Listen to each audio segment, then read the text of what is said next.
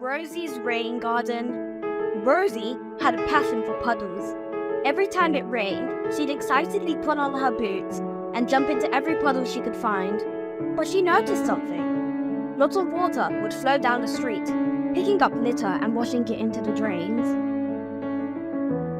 Why waste all this water? Rosie pondered.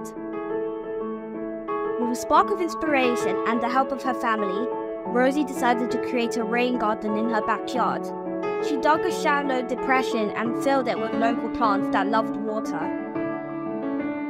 When it rained, instead of water flowing wastefully away, it was directed to Rosie's garden. The plants soaked up the rain, preventing it from becoming runoff. The garden not only trapped water, but also filtered out pollutants and prevented litter from reaching the streams. Rosie's neighbors became curious.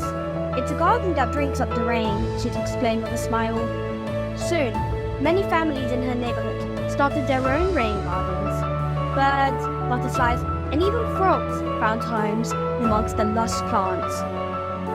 Rosie showed everyone that with a bit of imagination and love for nature, even rain could be harnessed to create something beautiful and beneficial for the planet.